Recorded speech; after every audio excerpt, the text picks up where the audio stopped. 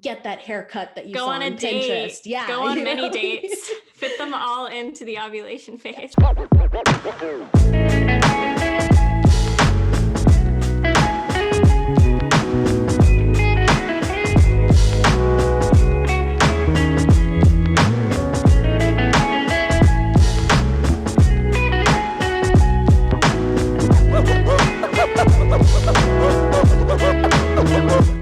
Hey everyone, welcome back to Do What You Can for the People, the show that nobody asked for. I'm here today with Emily Bruce and Keighlee Anastasia, who are the co-hosts of the Fifth Element podcast. The Fifth Element podcast is a show for people seeking intimate connection with their innermost self through holistic healing, cosmic consciousness, and radical rebirth. Their mission is to create content and opportunities for listeners to join the collective journey towards intuition and integration. I'm going to introduce these two ladies a little bit more. So Emily is a modern day medicine woman passionate about radical birth keeping, traditional midwifery, women's health advocacy, and rebuilding the matriarchy. She hosts women's circles monthly and offers mentorship to women wanting to take their power back in all areas of their life. Keighlee is a cosmic creative motivated by an effervescent desire to encounter the ways in which health, food, and spirituality meet at the intersection of holistic wellness. Thank you guys so much for being on the show today. Thank you for having us. So excited. So I wanted to have you guys on the show today because you did an episode on your podcast last year called Your Womb and the Moon, and I am 100% obsessed with it. I've listened to it twice and I was screaming both times while listening to it because it's all about flipping the narrative on womanhood and thinking about it as less of a burden and more as a source of empowerment, which I think is a really important conversation when you're talking about social sustainability and women in leadership and in the workplace. Mm-hmm. Yeah, and I loved how you made that connection because this was one of our episodes that really did pop off, as the young kids say, but the connection between, or the application that you can really apply it to all areas of life was really great to hear. So I'm very excited to dive in. Yeah, and one of the things that really struck me, which is something that I think people don't talk about enough, is the systemic conditioning. And I know you guys really dive into this in your episode, but it's like how we've come to view our bodies and cycles as burdensome, and everything has been created from the viewpoint of the patriarchy, and women were just kind of like conditioned to accept this treatment, and that happened somewhere along the way. Definitely. And the term you used, social sustainability, is such a great way to like reframe the conversation, because I feel like we hear these terms like, oh, burnout, or, stuff like that, to almost like justify not being satisfied or not living in accordance with the way that we are naturally designed to live and thrive. And so much of that is what we try to bring light to on our podcast, and in that episode especially through the lens of like our innate and divine femininity and womanhood, and living in accordance with our cycles, and just living the way that we're designed to live so that we can actually be living and stop trying to conform to standards that have been put in place by the patriarchy. Yeah, and what I loved about your episode was kind of like how you reframed everything as a positive, and really tapped into that empowerment that like we have access to all of these energies that men don't have access to, and we should really channel that and recognize it as a competitive advantage, if you will, to use some business lingo. And I really like that.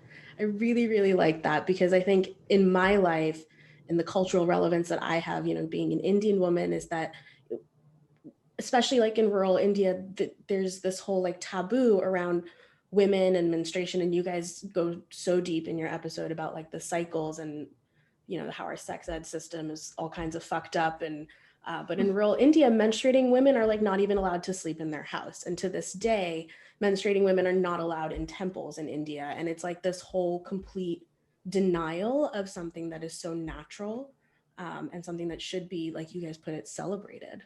Mm-hmm. Yeah, there's this quote that I love that's like, women are the only people that can bleed once a month and not die.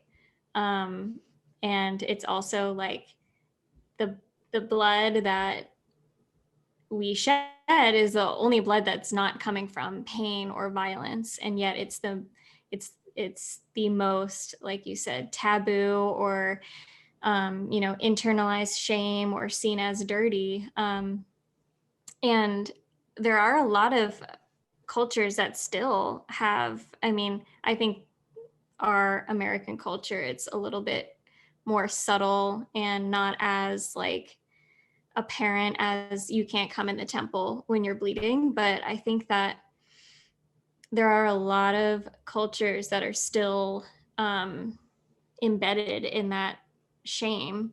And we often think of things like, aborting babies that are girls, or things like female genital mutilation, or even things like child trafficking. But we don't often think about the effect that it has on a woman where once a month she's literally shunned from her community.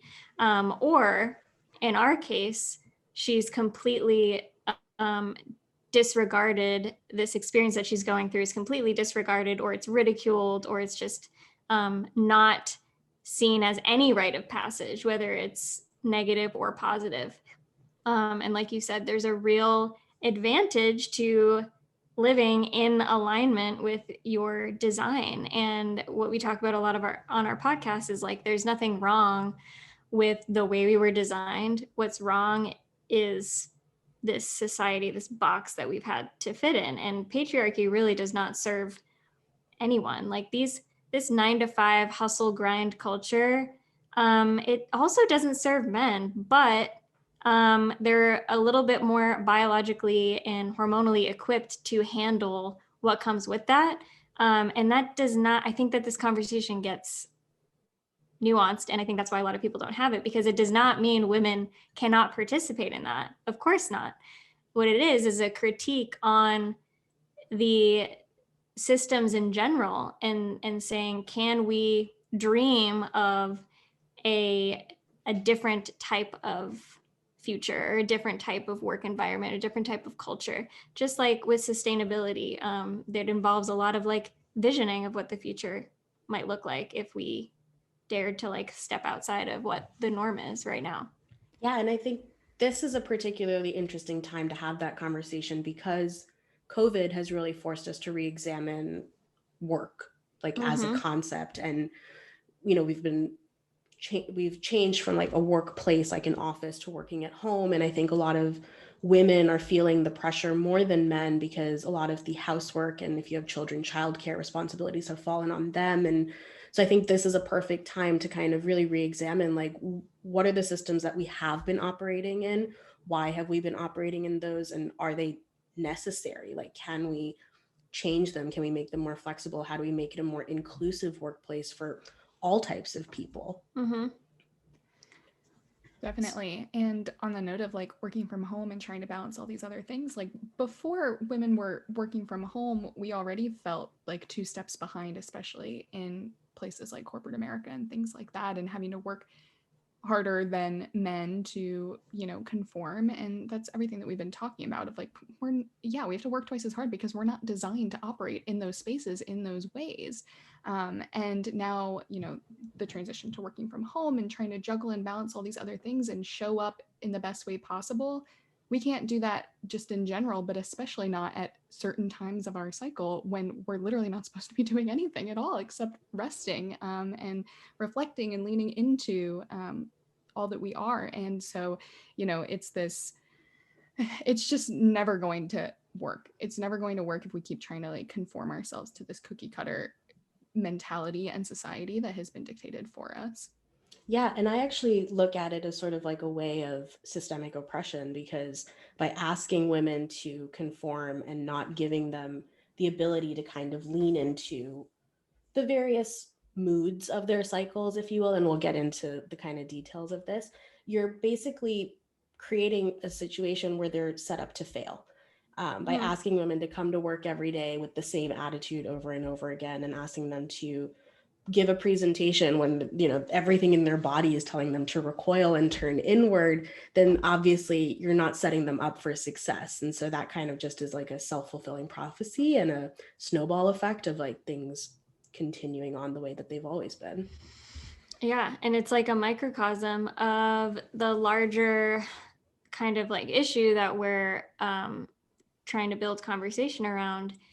Like, women are not taught to respect their bodies or even taught about their bodies. We touched on sex ed earlier, but just like thinking about your first experience with your period, if you're a woman, like your first experience with your period, that is an initiation, whether your mom sat you down and had a conversation or your sister just like threw a tampon in the bathroom and was like, figure it out. Like that is building your foundation of what it means to be a woman. And 9 times out of 10, the stories that I've heard, they are covered in shame or embarrassment or guilt, or like, oh my gosh, I did something wrong. There's something wrong with me. This is so embarrassing. I got sent to the nurse's office. I got sent home. My mom like whispered and said, like, don't tell anyone. Like there's all this taboo. And I think people, because that's just the norm, we've made it feel like that's just how it is and that's okay. But I love to talk about like, there's this really beautiful book called The Red Tent, and it talks about, it's set in like biblical, it's kind of like a re-envisioning of biblical history, and it's from the perspective of a woman. And they talk about these red tents where essentially when people were living in tents and tribes, there would be a tent set aside for women to enter into when they were bleeding. And so because there weren't as many like environmental toxins and endocrine disruptors, women's cycles were linked with the cycle of the moon. And so most often women were all bleeding around the new moon together. And that has to do with ovulation and the light of the full moon and bleeding coming around the new moon. But it was a time for total withdrawal of the women to enter into this tent together and be in ceremony together and have all these initiations when women got their first bleed, or when they were pregnant, or if they were having a early birth or a pregnancy release. And the men, so we kind of think of it now, or like what we hear about now is more of that shunning mentality of like, you're not allowed. But what it was really like back then was men were like, oh, this is like the spiritual commune of the month. Like we pick up the slack. The women are recharging, they're doing their thing, and any major decisions that had to be made for the community were not made until after the women came out of their red tent, because it was just known that this is where the wisdom of the women came from. Women gathering together and taking the time to reflect and not have to cook and serve for everybody like they did traditionally in those roles back then. So, I mean, this wisdom is ancient, and it's not, we're not born hating our bodies or feeling like we are a burden. It's very imposed upon us. And so I think, thinking about just like your first period experience or asking other people about theirs, and then reading about these kind of like more ancient rituals and rites of passage, it can really show you where there's the gap there and take a lot of the shame out of it, because it's not you that did something wrong, or your mom or your sister or your aunt or your grandmother. It's the effects of living in a highly sexually oppressive and patriarchal and everything else, all the isms society. So yeah, I really appreciate you mentioning also like bringing in your culture as an Indian woman because of that, because I'm sure if you went farther back, there would be those beautiful rites of passage and initiation ceremonies, but somewhere along the way, and we can kind of tie it to the witch hunts and the rise of the church and all of that, it was spun to be like, you're dirty, you're evil, and you don't have any power with us. So true. And I will say I am seeing like the start of a shift back to the celebration, even in Indian culture. So whereas my father is very uncomfortable talking about periods and menstruation, and I used to make a lot of excuses for him, like, oh, you know, he doesn't have sisters, and obviously like it's not something that his mom would talk to him about. But I see my brother, my younger brother, with his partner like talking openly, like, oh yeah, she's bleeding right now, and like, you know, I've got her hot water bottle heater, and I'm so proud that, you know, it's like it's transferred already. And I don't know if it was something my mom did or maybe I did, but I'll take it, and hopefully he continues to pay it forward. That's beautiful. Yes, I remember the first time my dad was like, when I started talking more openly about this, he was like, it never even crossed my mind that women would have any sort of shame around that. And I was like, really?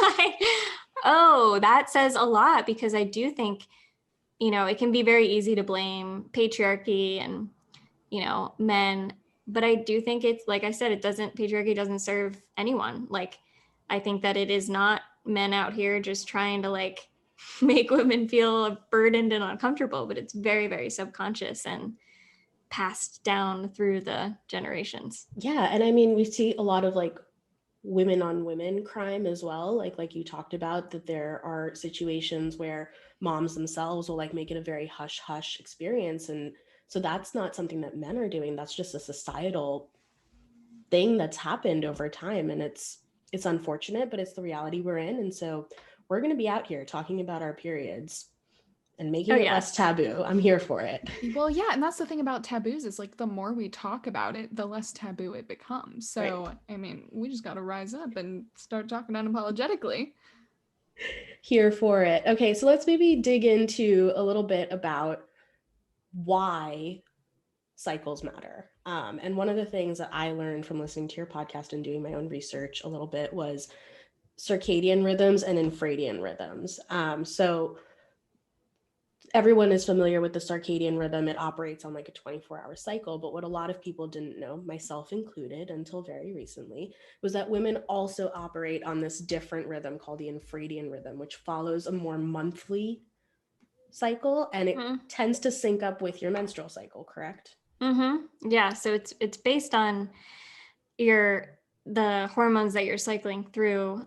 So men's hormones are on a 24-hour clock. Testosterone is highest in the morning. It dips throughout the evening, and that's kind of where, you know, we hear things like, you know, get your workout in the morning, eat a huge breakfast, you know, get your like productivity in the morning, and then, you know, even you just have a morning routine. Right.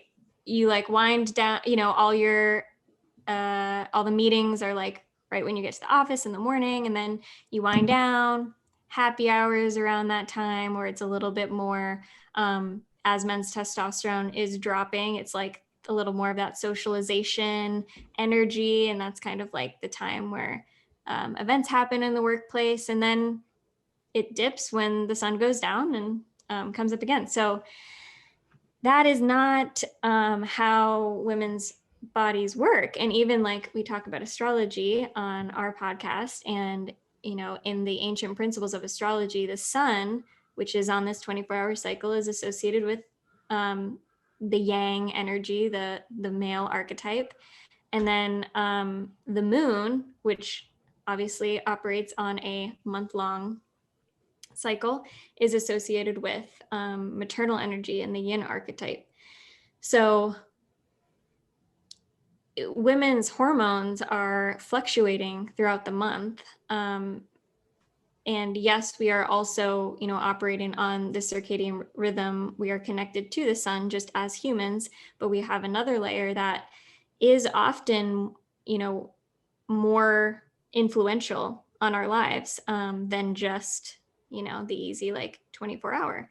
And so there is a week out of the month where you will feel really productive and really energized, and, you know, like you can kind of make the morning fitness routine, and you can make the happy hours and the morning meetings. And then you know, what we now what we consider like PMS, it's your luteal phase before you start bleeding, you're going to need a lot more sleep. You're going to need to not talk as much. You're actually more focused, but you're not more externally, you know, able to network or collaborate as well. Doesn't mean you can't. And you certainly, you know, we all can make everything happen. Women are amazing.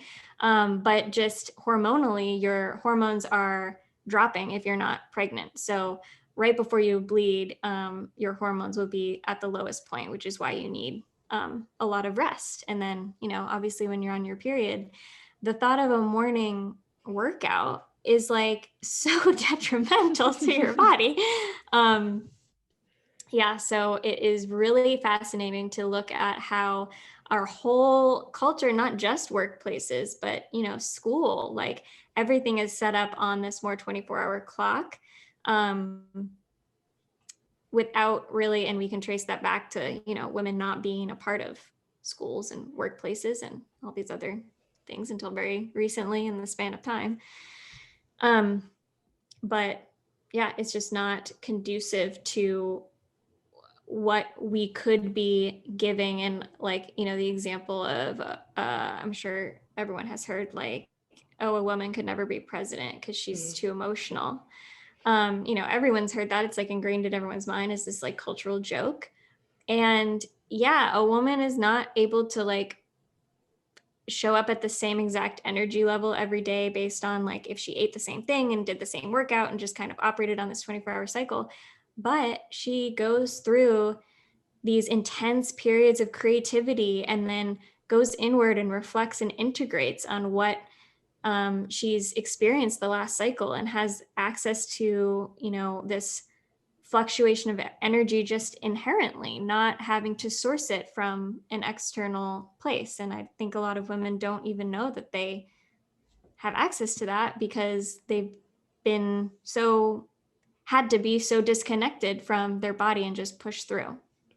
Yeah, it's very much like putting a square peg into a round hole, right? And I think people don't talk about this enough, and they should, because when you're equipped with the knowledge of the phases that you're going through, you have some flexibility to kind of tap into and harness that. So I don't want to get too into the weeds with the phases here. I want everyone to go listen to your podcast for all the details, but there's like the follicular phase, which is the time to do your admin tasks, and that's the highly creative phase. And then your ovulatory phase, which is like really short. It only lasts about 48 hours, but that's the time that you should like negotiate your salary, or like give your presentation or like get that haircut that you go saw on on a date. Pinterest. Yeah. Go on many dates. Fit them all into the ovulation phase. Yeah, just that 48-hour cycle, and you're just bang, bang, bang, 8 dates, knock it out.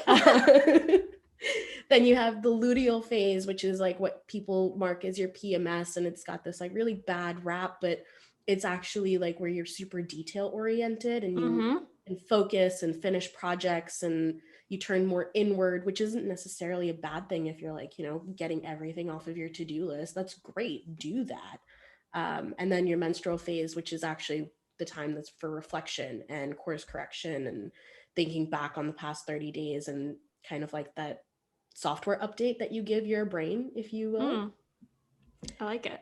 And I think that if people knew that, if women knew that, it would also be great for our mental health in a way that like we wouldn't have as much self-doubt and imposter syndrome and this like negative conversation that I see happening a lot in our female brains. Like, oh, well, you know, maybe if I didn't crush that presentation, that's okay because it's my luteal phase and I don't really want to be presenting to a Zoom of 500 people. And we could kind of execute a little bit more grace and love towards ourselves. Yeah, grace, but then also taking ownership and stepping into and like being proud of those times. Like, you know, maybe scheduling those important meetings during those times of your cycle when you're more adept to do those things, and just like syncing up your life as much as possible with the syncing of your body that you can't change. And like, thank goodness for that, because your body is just like on this clock and on this schedule. It's keeping everything like in line and in order and giving us direction for our life so that we can align our exterior world with our innate internal world. And, to be able to do that, the more we tune into our cycles and align, the hormones and all the things to make that more possible, like the more enjoyable it becomes, and the more we fall in love with our femininity and with our womanhood, and the more we command the world to fall into balance with that. Absolutely. I love that. And I think that that is what we should all be aiming for. I mean, if COVID has taught us nothing else, is that we don't need to be sitting at a desk in an office from 9 to 5, day in, day out. The work will get done.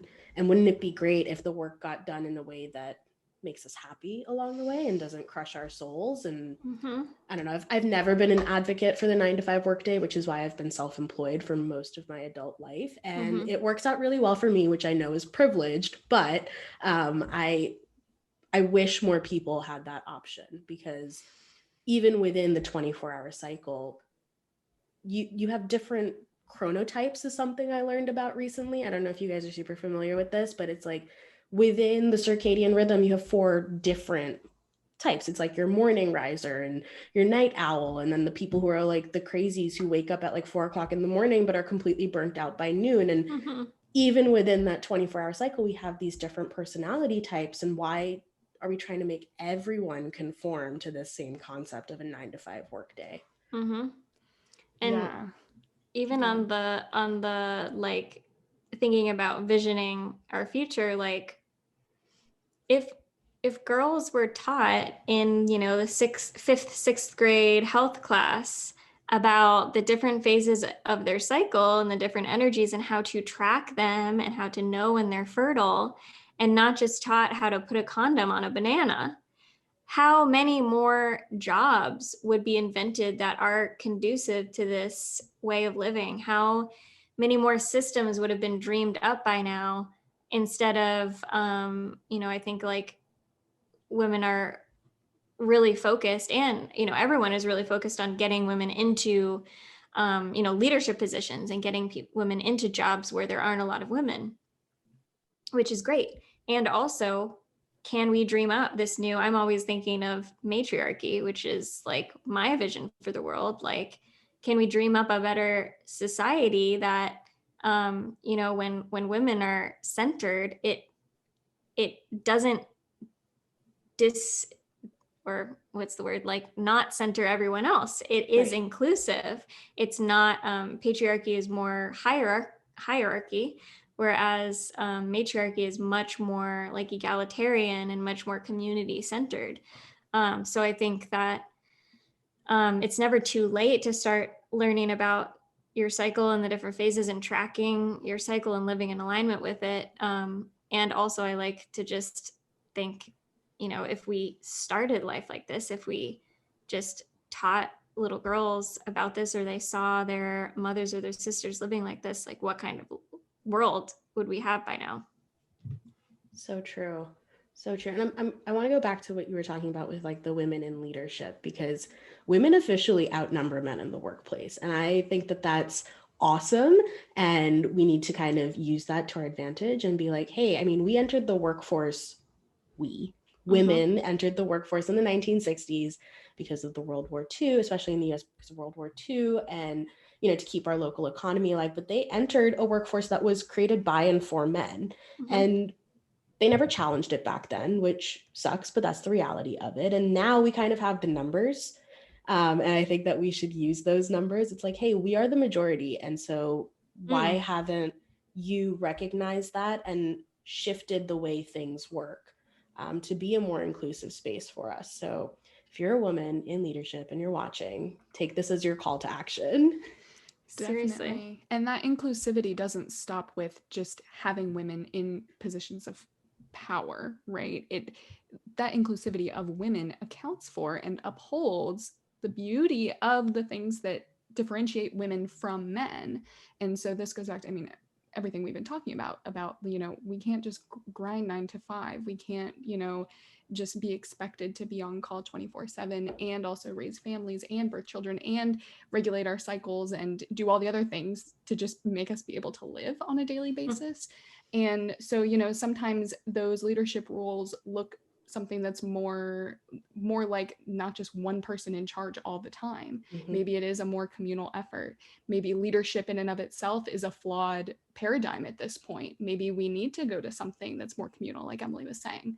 And all of those are conversations that need to start happening. And now that women kind of have the floor here, or hopefully they do, and with this shift of women taking over the workplace, these are conversations that we need to be having and instilling and including in our training manuals and things like that. Well, that'd be so awesome. Yeah, I love the idea of like shared leadership. That's something that we studied a lot in my MBA in sustainability.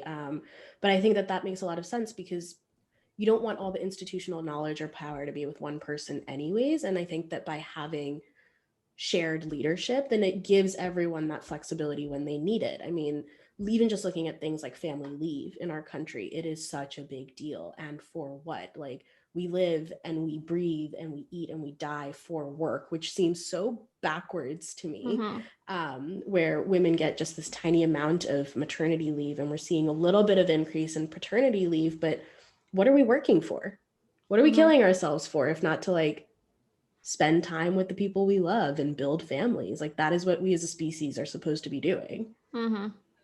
Yeah, and I love how you mentioned like entering the workforce in the 60s, which I can assume is like around our mothers' ages. And so of course there was this need when women were starting out to like overexert themselves and to prove themselves and to show that they could keep up, and nope, I won't ask for anything, I'm just like happy to be here. And that was the work of feminists then. It was getting us into those places, of course. And I think we're still operating in those mentalities, like you mentioned imposter syndrome earlier. I know so many women who deserve huge pay raises and will not ask for them because there's this feeling of like, well, I'm just happy to be here. Like, I'll just take what I can get. It's this like scarcity. And I think that it is totally can trace back to we have been in the workplace less than 100 years. We still feel like we have to prove ourselves, which is tied into the just like feeling like you being a woman is a burden. You feeling like going through, you know, what your body is designed to do every month, even if you never want to have kids, even if you spend your whole life just avoiding pregnancy, your body like doesn't know that. Your body is still gearing up to have a baby every single month. Like, what? And you're just expected to just go on with life and just another Tuesday. And you're literally like shedding the lining of your uterus. Like, I don't think people think about that enough. I think about it all the time, but like, it's not just like a thing that happens like you're just like peeing, like excreting waste. No, your body like got the signal that there was no baby this month, like and it's a human. furious. No, and it's right. And it but is it now did all like, the work to prepare for it, just in case too. Like, so it's it's got you. Yeah, it's prepared you all month. They're like, all right, baby time, baby time, baby time. And then, you know, there's a consequence, or there's a consequence either way, of course, but like there's a natural biological process that happens, and we're like taught to just ignore that, or, you know, definitely don't have positive feelings towards it. You know, at the very least, you just kind of complain about it and chalk it up to just like being a woman and complain to your friends and be in pain. And it's not how we have to live. No, we're not in the 60s anymore. It's not a tax. It's a paycheck. Yes. Let's flip the conversation. It's not a woman tax. It's like payday. It's like, awesome. I'm capable of creating like confirmation life. like every month that like, yeah, you are still a woman in like this incredible body that's wisdom knows no limits. Yeah. Right. It will continue on without like, it doesn't care that you have a meeting that day, or it doesn't care that you have a 9-to-5 job. Like, it just continues doing what it needs to do. And that's, you know, our bodies have not, thank God, like caught up to this crazy world that we're living in that's like really not conducive to like flourishing human life, which is a topic we discuss a lot on our podcast if you're more interested in the health component of it and the environmental component. But yeah, it's a lot.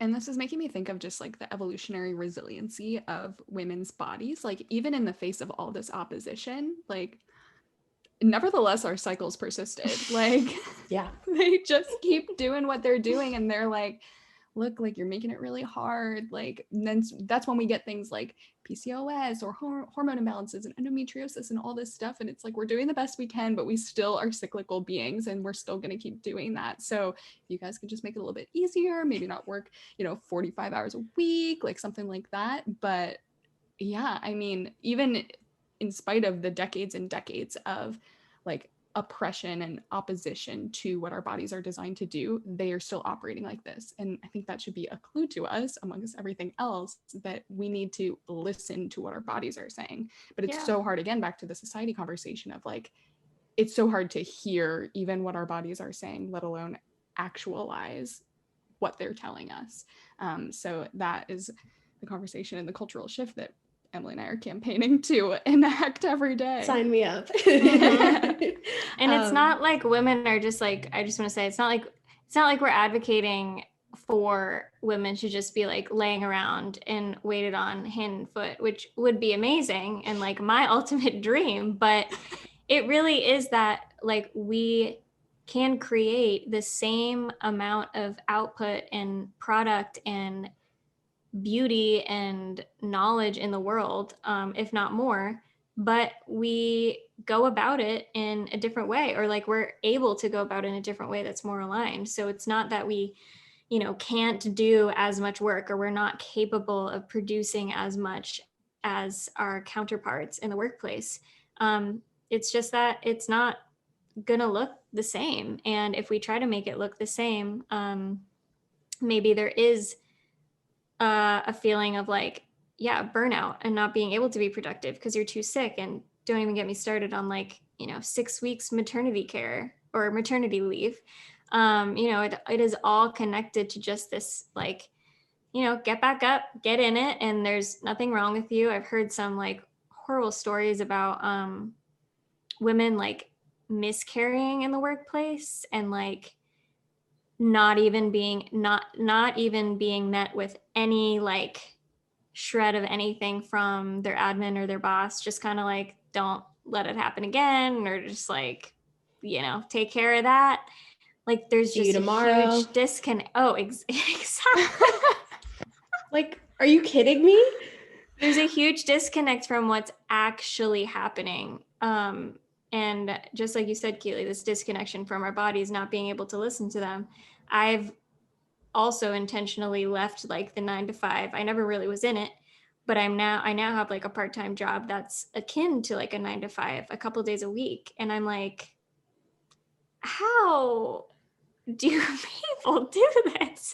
It is not okay. And I do like sync with my cycle, and I feel like I have a handle on like what my body needs. But when I'm in that zone, like I can't listen to it. Like there's consequences if I do. So it is kind of just like this removing and revisioning, like I keep saying, but it's hard to fix something from the inside that's gonna like just destroy your life energy. I think what we're kind of getting at is like there's this need to live more in flow with our cycles. And one of the people who brought this conversation kind of like to the greater public, and I went down her rabbit hole, is Alyssa Vitti. And she had this quote that like completely blew me away. And I'm not going to read the whole thing, but the part that really struck me was, your body is a change agent. And I love that. I think that is the most beautiful thing I've ever heard. And going back to like what Keighlee was talking about, is that our bodies were genetically made to like survive through all these changes. Change is the only constant in the world. And in my work in sustainability, that becomes really important. So when you talk about things like resiliency and deep adaptation and being a change agent, which is what so many people who work in sustainability call themselves, I think it's important to really call on women to lead this work? Because if we're going to say that our bodies are the change agents, how are we not at the forefront of the sustainability movement? And how are we not pushing forward not just the environmental things, but these important social issues? Mm-hmm. Well, back in college, Emily and I were at the forefront of the sustainability movement. So yeah, there's there a you go. total link between what's been done to women and what's been done to the earth. Women are the earth. Like, women grow life and bring life just like the earth does. And, I think that it doesn't take an expert to see the similarities between how we've polluted and destroyed and disregarded and disrespected our land and the air and the water, and also women. Yeah, there's a lot there, but I do agree, like, as women are centered and women's cycles and bodies are revered and understood. I mean, let's just start with understood at the very bare minimum. Yeah. Then I think the earth is just going to fall in line with that, because the culture then shifts, the values of the culture shifts when we respect women. Because when we respect women, we are respecting like the cycle of life and the body. And we're not going to have like robots and AI out here doing like sustainable social cause work. I mean, maybe they can do like admin, but like, it really is such a human, it's such an embodied experience to even like start with that empathy piece of like, okay, let's like care about each other and the earth. You can't do that if you're totally disconnected and checked out and numbed out from your body. So I think they're one and the same. Yeah, I was going to say there is, like, I think the work of sustainability and environmental justice and care for creation and all of these things is this notion of interconnectivity, right? Like realizing what effect my existence has on the existence of another thing, and caring enough about that other thing and about yourself to like want that to be a valuable and sustainable and ethical and reciprocal relationship. But even before that, like to what Emily was saying, it requires this level of intra-connectivity, which is recognizing the connectivity in and of yourself. And part of that is that cyclical nature. Part of that is looking at the body as a like holistic, like interconnected whole. Part of that is the work that we do in astrology of seeing, your connectivity here on Earth in and of yourself, but then also seeing that splayed out amongst the stars and the cosmos and all these other things that are conspiring together for you to even exist here at all. Right. And then, once you can tap into that yourself, and we talk so much about intuition in our work and, connecting with that, then you're forced to step outside of that like limitation that is yourself and to extend your intuition with your relationship with all that there is, other people, like situations, the environment, all these things. And like that is the goal. Like why else would we all be here at this exact time and space in the forms that we are, in all the idiosyncrasies of ourselves, if it weren't for one perfectly constructed reason? And so that intra-connectivity, that in and of yourself connection has to precede that interconnectivity, or else it'll be shallow. Love that. So much of the work that I do is like about understanding yourself. And it's one of the reasons why I actually booked a natal chart reading with you guys, was because I'm always on a journey of self-mastery. And I think as we kind of like wind up here, I wanted to just quickly touch on a few other frameworks as people consider living more in tune with their body and their brain. And these can apply men, women, non-binary, like whoever you are. These are kind of like things that you may want to look into if you're kind of questioning the peg that you've been put into, like if you're looking for creative ways to restructure your life and now is the time to do it, then here's some ideas. I mean, I mentioned chronotypes earlier. I love Enneagram types. I know you guys love Enneagram types. And so would either of you kind of like to give a quick intro to them? Because I'm sure you're way more well-versed than I am. Yeah, the Enneagram, Chris Hewitt's is an Enneagram author. He wrote the Sacred Enneagram. He calls it a tool for empathy. And basically there are 9 personality types that humans fall into, and they're not static like a lot of other classification systems. And it has really strong ties to ancient spirituality and sacred geometry and things like that. But basically it accounts for this flow and this movement. So within each type, you're not just a type 3 or a type 6. There are levels of health for, when a type 4 is really stressed, this is what that looks like. When a type 4 is in a place of security, this is what it looks like. And it's all about that tool for empathy mentality of how can we grow in knowledge and understanding of ourself and our motivations and our derivations so as to enter into more authentic relationship with other people. Love that. And then, of course, there's the typical Myers-Briggs that I feel like most people know of. There are natal chart readings, and I highly recommend that you guys get one with Emily and Keighlee because I did one and it was awesome. And then some other things to consider are like, there's something that was just on the tip of my tongue. Oh, love languages. So that's kind of like a little bit different, but kind of same. So I was explaining love languages to my mom the other day, and I think understanding your love language and the love languages of the people around you also helps you build better relationships in all facets of your life. Anything else that you guys want to talk about in terms of living and understanding how you live? I'll just add to that on the note of like bodily health. There is this kind of Western health monopoly on like how we understand our bodies, and it's very there are so many specialists out there that don't account for again that interconnectivity, how all these things are connected.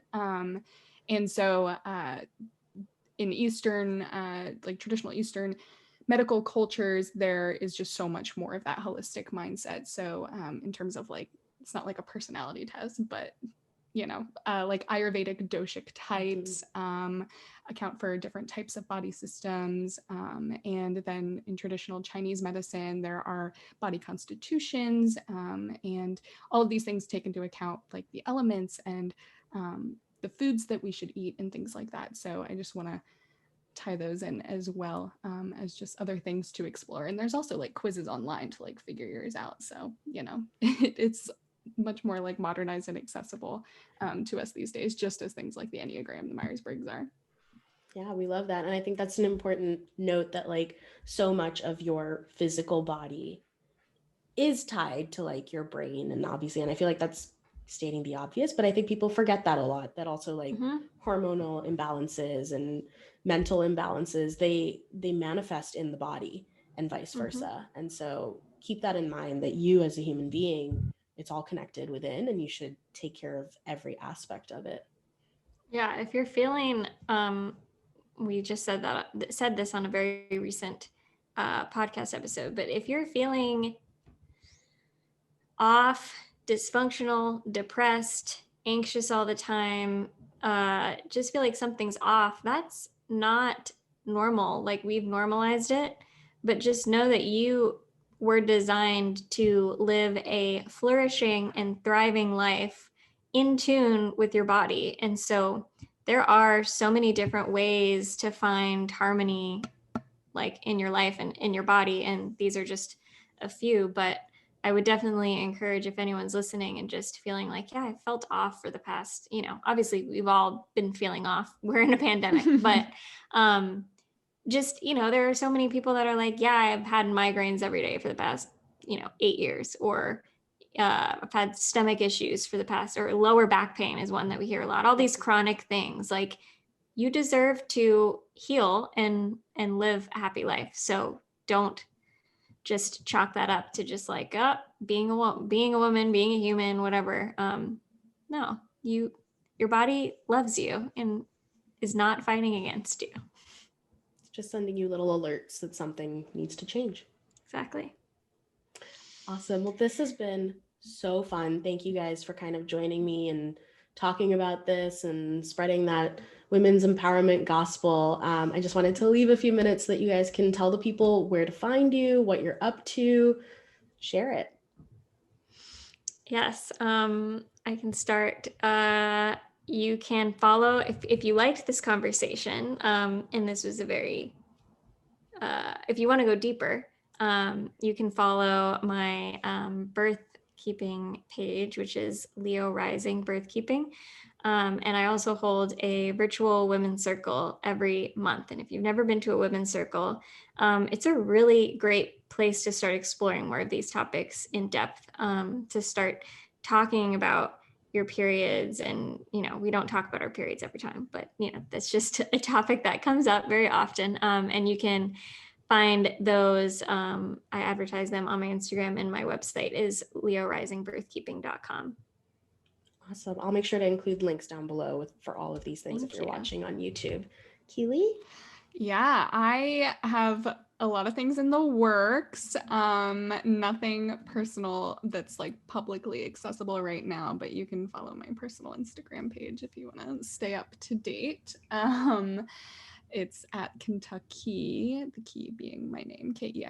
But I'll plug our podcast, the Fifth Element podcast, available anywhere you listen to podcasts. And then on Instagram at the Fifth Element Pod. And in our bio on Instagram, there are links to all of our offerings. We do, like Nicole said, natal astrology readings, where we dive into your birth chart, and just it's like a really like validating experience is what everyone seems to say, and what a gift for us to do that. We also do Enneagram consultations if you want to learn more and go deeper into your Enneagram type, or are confused about which one you are. We can talk about that. And yeah, Emily does a moon womb reading if you want to look at your astrology specifically through the lens of divine femininity and fertility and cycle health and all the things. It's really amazing. So I've been able to see quite a few hormonal imbalances in the charts before people even can themselves. So it's a fun little lens to look through. I'll probably be booking one of those very, very soon. That sounds really fascinating. Awesome. Thank you guys again so much. This was so much fun. And to everyone who's watching and listening, I'll see you next time. Bye. Thank you.